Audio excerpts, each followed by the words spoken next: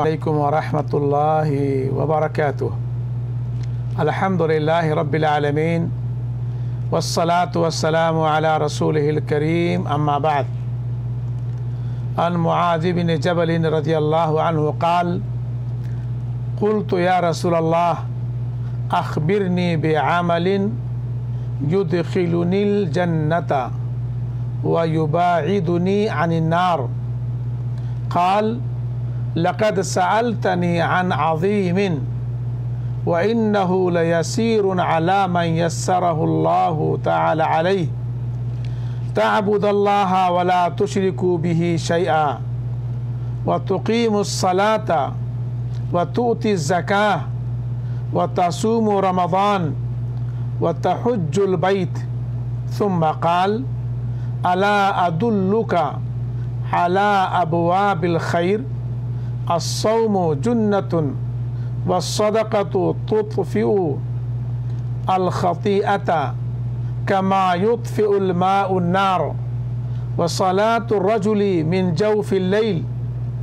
قال ثم تلا تتجافى جنوبهم عن المضاجع يدعون ربهم حتى بلغ يعملون ثم قال ألا أخبرك برأس الأمر كله وعموده وذروة سنامه قلت بلى يا رسول الله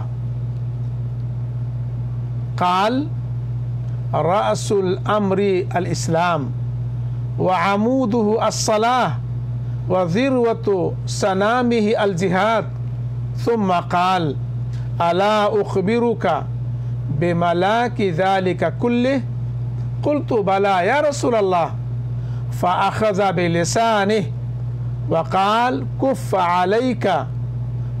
عليك هذا فقلت يا نبي الله وإنا لمؤاخذون بما نتكلم به فقال ثكلتك أمك يا معاذ وهل يكب الناس في النار على وجوههم أو قال على مناخرهم إلا حصائد ألسنتهم رواه الترمذي وقال حديث حسن صحيح۔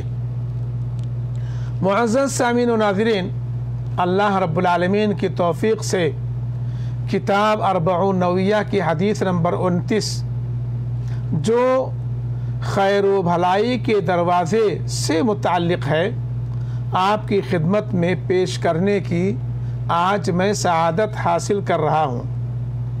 معزز سامعین و ناظرین، ترمذی شریف میں ہے، جسے امام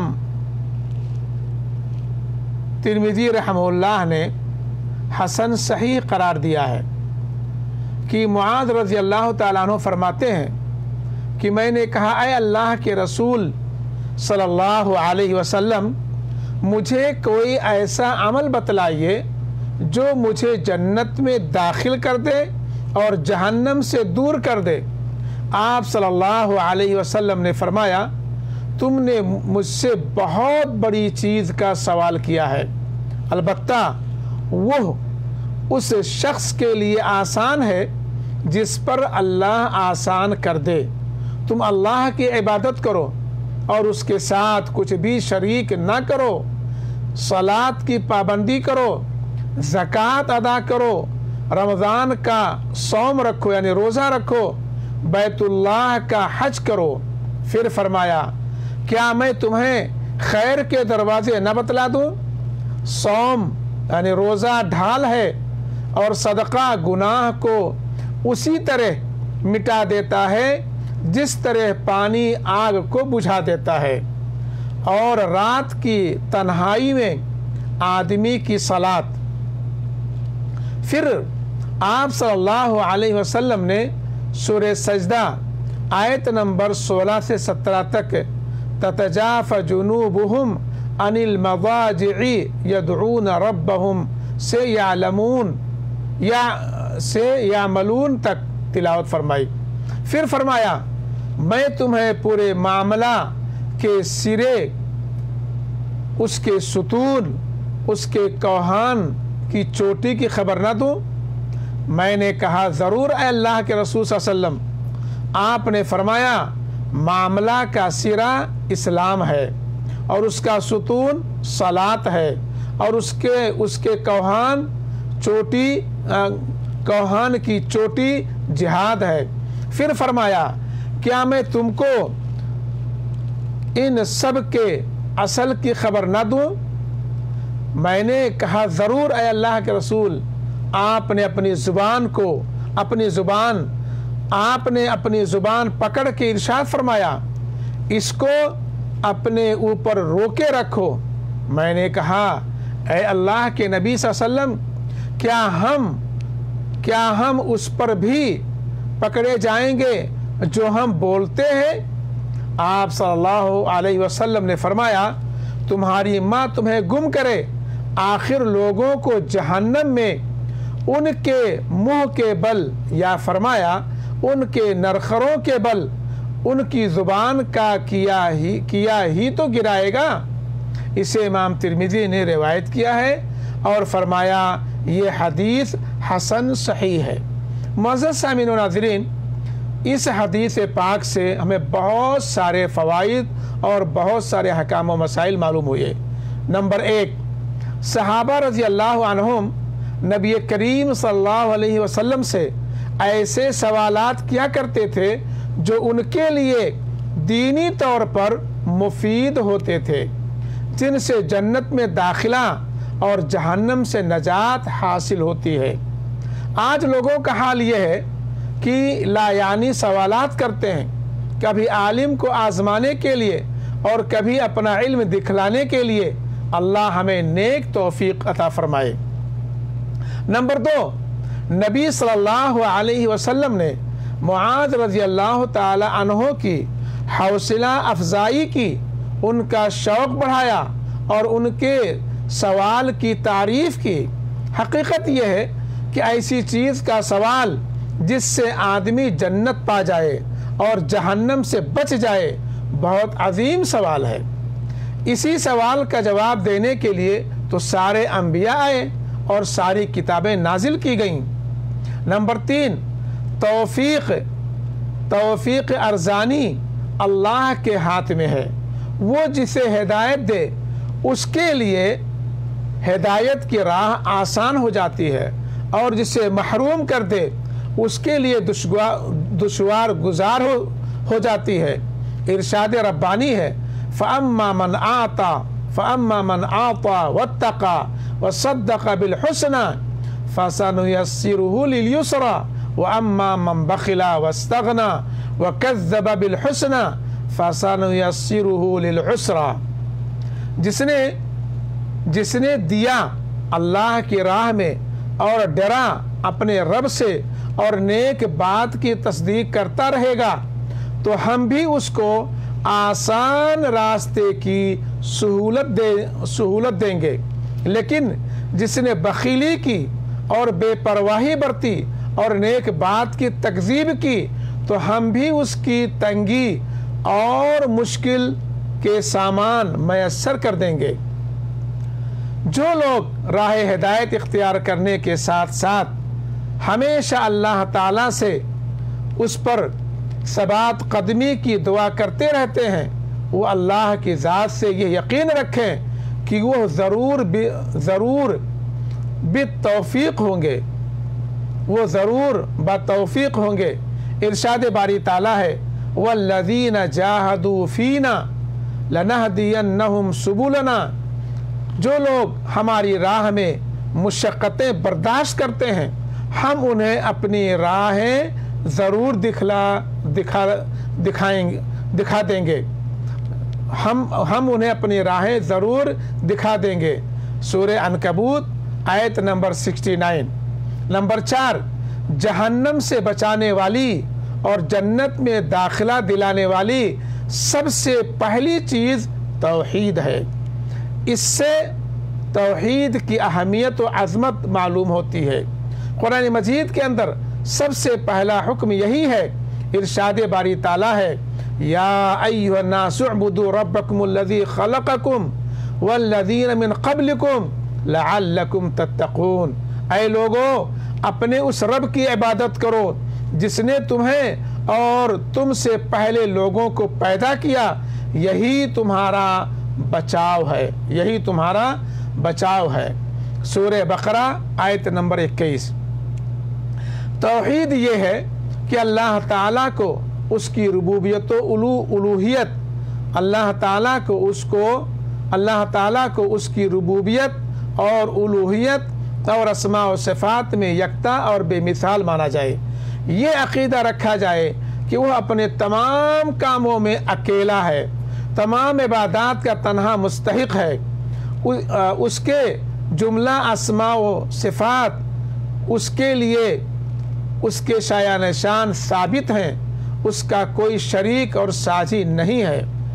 किसी भी इबादत के कबूल होने की दो शर्तें हैं, एक इखलास और दूसरे इत्तिबाए सुन्नत। अल्लाह ताला का इरशाद है, वमन अहसनु दीनम मिम्मन अस्लमा वजहहु लिल्लाहि व हुवा मुहसिन। बाएतबार दीन के उससे अच्छा कौन है जो अपने आप को अल्लाह ताला के ताबे कर दे और हो भी नेकोकार। सूरह निसा आयत नंबर 125। अल्लाह के ताबे होने का मतलब अल्लाह के लिए मुखलिस होना और नेकोकार होने का मतलब मुत्तबे सुन्नत होना। नंबर 5, शिर्क ऐसा मनहूस और ख़तरनाक अमल है जिसके होते हुए इंसान की मग़फ़िरत नहीं हो सकती।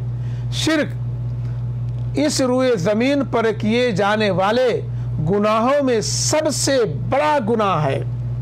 शिर्क करने वाले इंसान पर जन्नत हराम है, उसका ठिकाना जहन्नम है। जैसे कि अल्लाह ताला ने इरशाद फरमाया, वमन युशरिक बिल्लाहि फ़क़द हर्रमल्लाहु अलैहिल जन्नह व मअवाहु अन्नार व मा लिज़्ज़ालिमीना मिन अंसार, कि जो कोई अल्लाह ताला के साथ शिर्क करेगा तो अल्लाह ताला ने उसके ऊपर जन्नत को हराम कर दिया और उसका ठिकाना जहन्नम है, और वहाँ पर जालिमों मुशरिकों का कोई हिमायती, कोई हामी व नासिर, सहायता करने वाला नहीं होगा।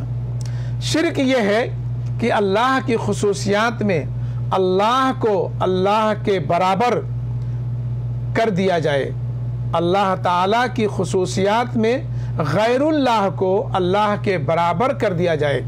शिर्क की दो किस्में हैं, एक शिर्क अकबर जिससे आदमी दायरे इस्लाम से खारिज हो जाता है और तौबा किए बगैर उसकी बख्शिश नहीं होती। दूसरी किस्म शिर्क असगर है जो शिर्क अकबर तक पहुँचाने का ज़रिया है, मसलन रिया, नमूद, गैरुल्लाह की कसम वगैरह। शिर्क अकबर यह है कि वह उमूर जिनका मुस्तहिक सिर्फ अल्लाह है गैरुल्लाह को दे दिए जाएं या कोई इबादत गैरुल्लाह के लिए की जाए। इसकी चार किस्में हैं। नंबर 1, दुआ में शिर्क।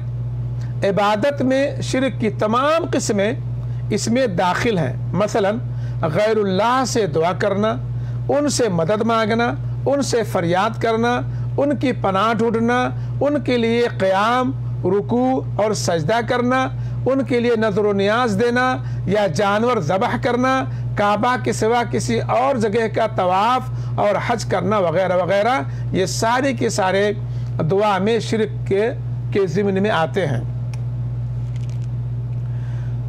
या रसूल अल्लाह अल मदद, या अली अल मदद, या गौस अल मदद पुकारने वाला शिर्क में वाक़े हो जाता है।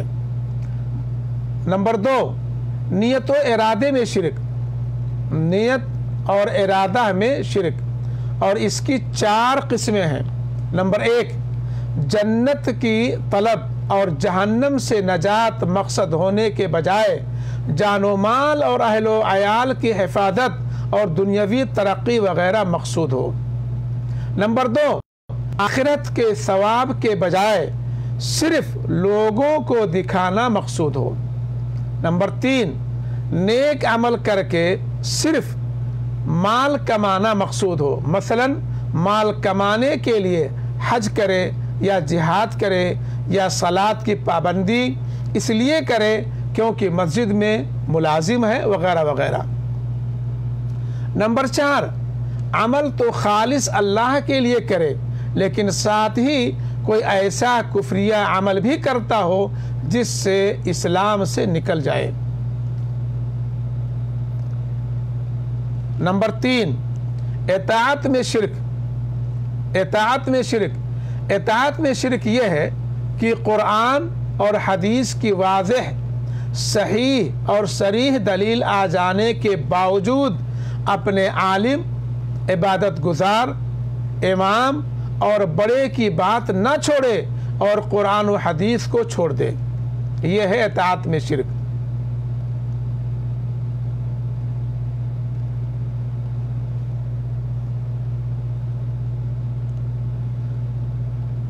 नंबर 4, मोहब्बत में शिरक। गैरुल्लाह से अल्लाह जैसी या अल्लाह से बढ़कर मोहब्बत रखना शिरक हो जाता है। गैरुल्लाह से अल्लाह जैसी या अल्लाह से बढ़कर मोहब्बत रखना ये शिरक हो जाता है, इसे कहते हैं मोहब्बत में शिरक।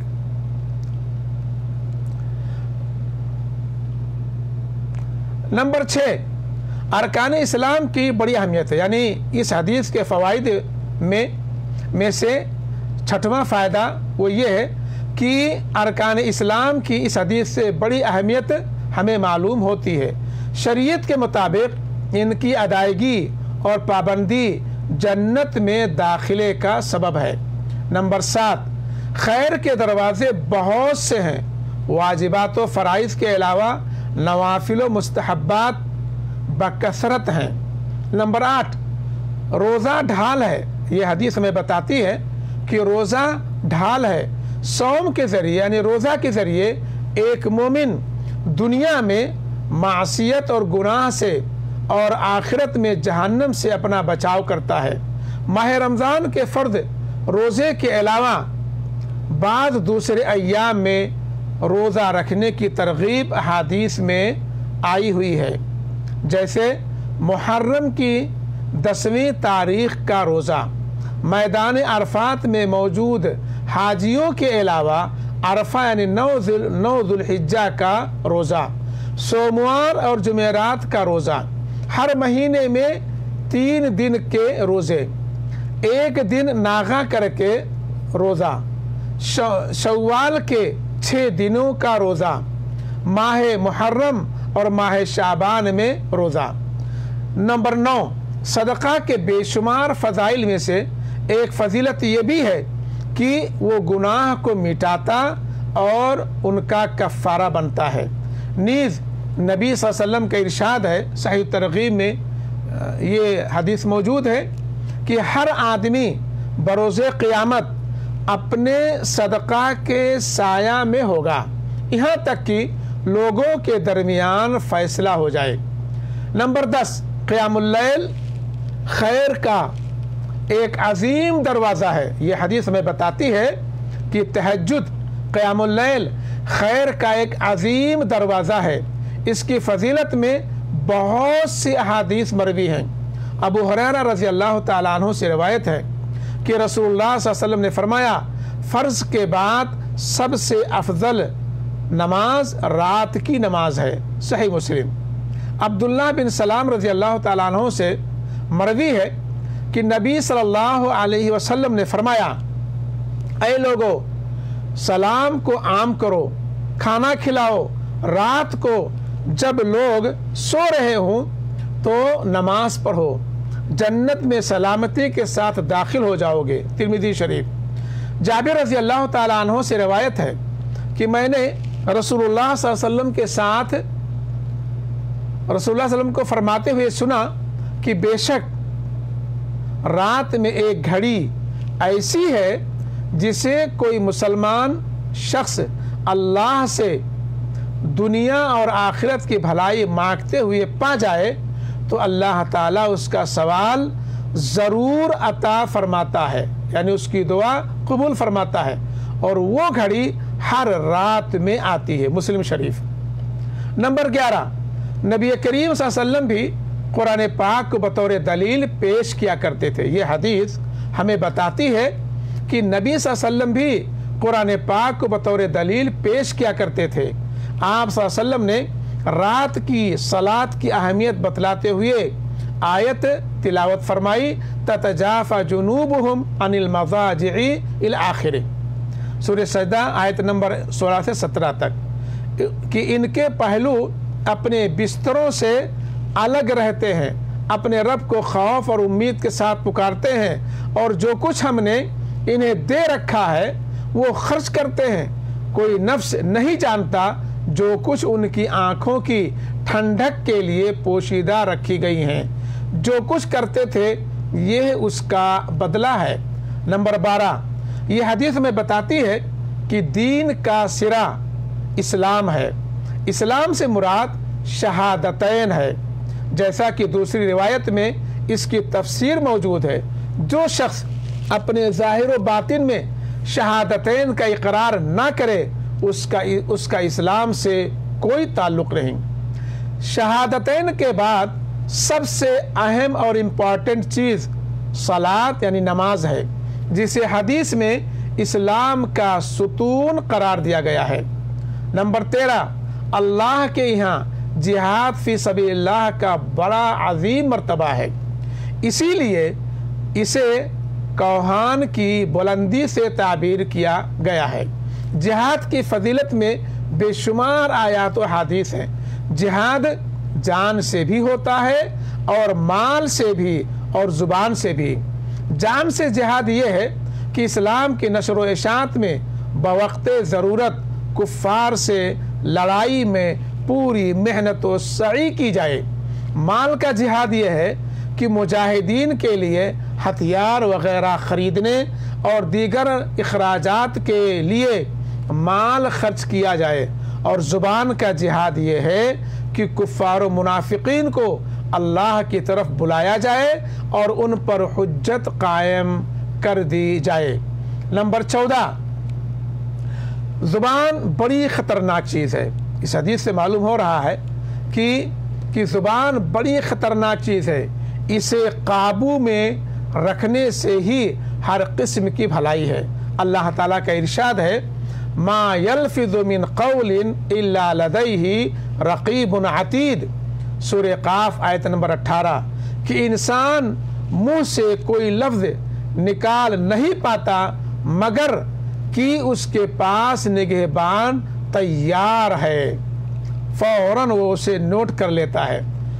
और ये हदीस गुजर चुकी है कि नबी सल्लल्लाहु अलैहि वसल्लम फरमाया, जो अल्लाह और यौम आखिरत पर ईमान रखता है वो भली बात कहे या खामोश रहे।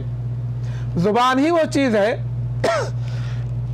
जिससे खैर व शर के बहुत से आमाल सादिर होते हैं। ज़ुबान ही से आदमी अल्लाह का जिक्र करता है, उसकी तस्बीह व तहमीद और तहलील व तकबीर कहता है, भलाइयों का हुक्म देता है और बुराइयों से रोकता है, अल्लाह के दीन की तरफ बुलाता और गलतियों की इस्लाह करता है। दूसरी तरफ इसी ज़ुबान से कुफ्रिया कलिमात बकता, गाली गलूज करता, झूठ बोलता, झूठी तहमत लगाता, झूठी गवाही देता, लोगों की इज्जत व आबरू से खिलवाड़ करता, ज़ुबान दराजी करता, हक़ की राह से रोकता, बेइल्मी के साथ फतवे देता, बातिल का प्रचार करता और कुफ्र व शिर्क और बिदआत की दावत देता है।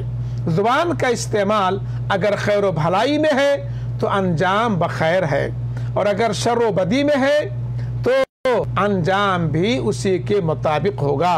हकीकत यह है कि खामोशी सलामती और आफियत और हलाकतों से नजात का बहुत बड़ा ज़रिया है। अल्लाह रब्बुल आलमीन से दुआ है कि अल्लाह ताला हम सब को मुवहिद बनाए और मुत्तबे सुन्नत बनाए, दुनिया और आखिरत में कामयाब करे।